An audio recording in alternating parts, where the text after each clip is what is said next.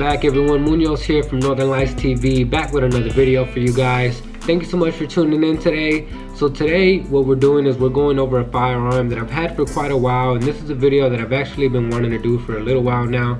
As you can tell by the thumbnail, today we're talking about the Smith & Wesson SD9VE.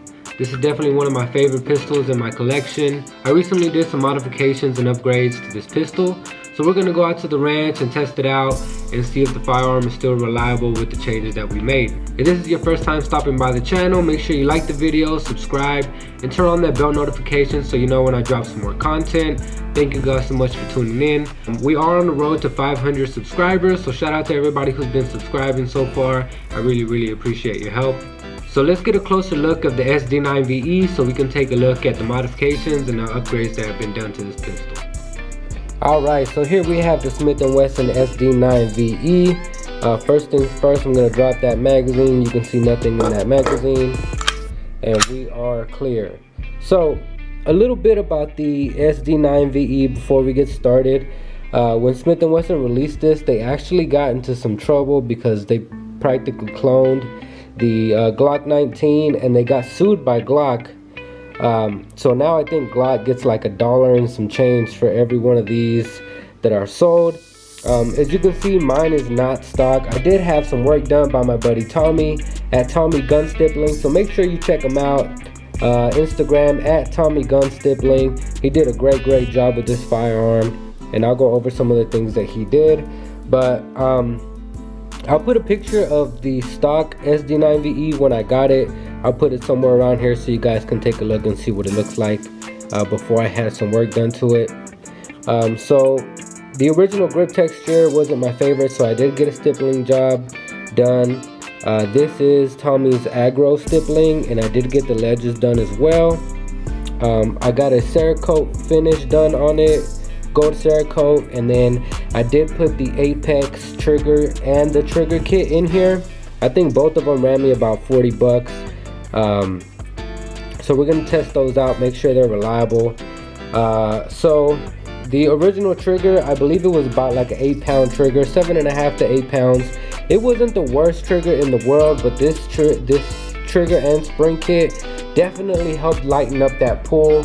I'll show it to you here in a bit. Right now it's at about 4.5 to 5.5 pounds. So you can see right there we have almost no take up there on the trigger, some creep, and then a break, and then the reset. It's still pretty long reset, not very audible, but the trigger is definitely better than the stock one. So just to go over some of the features of the firearm, it does come with two 16 round magazines, and these are metal magazines. They're very high quality magazines. Really like these magazines. It comes with the serrated mag release, an extended slide release. I wouldn't say extended, but it is a beefy slide release, and I really like it. Very easy to send that slide home when you want to, and it helps a lot when you're doing your reloads. Rounded trigger guard. You do have a 2-slot Picatinny for your lights and lasers, dust covers, and one thing I really like about this firearm is the slide serrations. So it does have front slide serrations in case you do need to do a press check, or if you like racking the slide from the front. And then the back slide serrations, they're cut pretty deep, so you can definitely get a good grip on those. And then the sights, it does have plastic sights. That's like the only downside of this firearm, but they are 3-dot sights. They work just fine. It's not hard at all to acquire your target with these sights. I really like these sights. It's kind of like the ones that come on the M&P, but the M&P has metal sights. And then we do have a loaded chamber indicator here, so you know when you have one in the chamber. The stock version did come with the ledges here as well, but I got the aggro done on them too. So I really like this firearm. Like I said, it's one of my favorite firearms. I've been meaning to do this review for a while. This is actually the second firearm I've ever purchased, so I've had it for a little while. So definitely excited to take it out to the range and test out that trigger. so you guys can see if it's still reliable. I'll definitely be checking to see if it's reliable as well before I decide to carry this as well. So let's head on down to the range and see how it goes. Alright everyone, so we're out at the ranch today with the SD9VE. We're going to be testing out the trigger. This is the Apex trigger kit with the spring kit, so we're going to see how it works out, see if it's still reliable. Prior to this, I never had a single malfunction with this firearm. It fed everything I've given it and it's worked really great. So now with the trigger swap, we're going to see how it goes. We're just gonna take some slow shots, nothing spicy.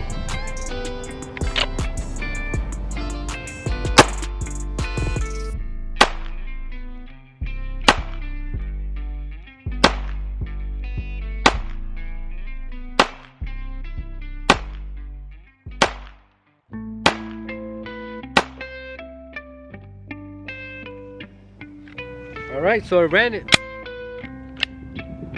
Trigger worked just fine. I'm gonna take you up to the target so we can see how we did. So that's at about 10 yards. Not too bad if you ask me. I'm pretty happy with this group here.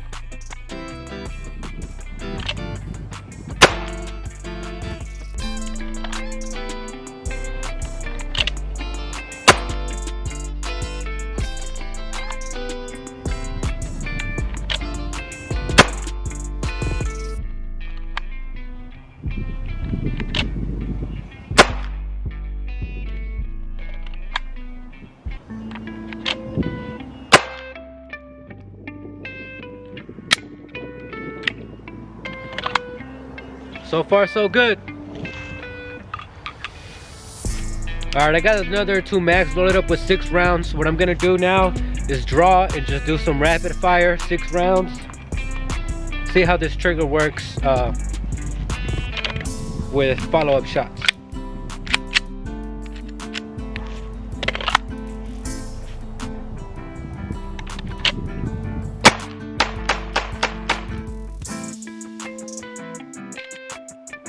No lock back on that one.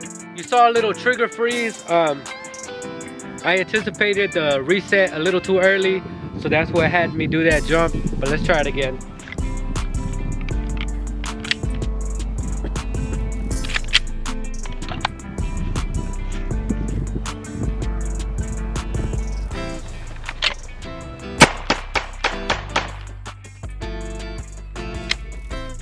We got a lock back on that one.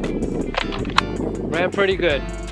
Alright guys, so that was the SD9VE with the Apex trigger and the trigger kit. It was 100% reliable out here today. For the trigger and the trigger kit, I think I spent about 40 to 50 bucks for both of them. And I can definitely feel that that trigger is a lot lighter. Just to show you guys, empty mag real quick, I'm gonna show you the trigger pull. So there, we got our take up right there, almost no take up, and then we get our break right there. Then the reset, still a long reset, not very audible, but there it is. So this is way bigger improvement over the stock trigger that it has.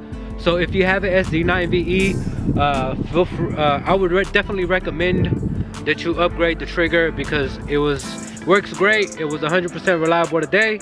let's take it back to the tabletop. All right, everyone, we're back from the ranch. Happy to report that we had 0 failures with the Smith & Wesson SD9VE with that Apex trigger upgrade.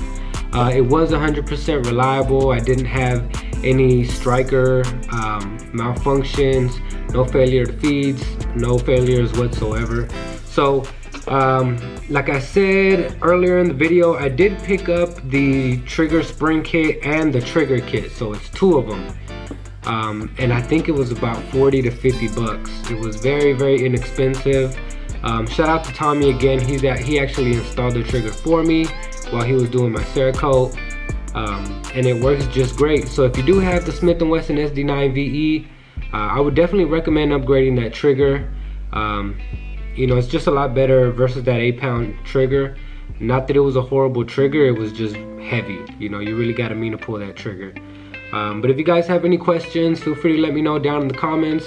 Again, make sure you like the video, subscribe, turn on your bell notification so you know when I drop some more content. And as always, stay safe, stay protected, keep it on you, and I'll see you on the next one.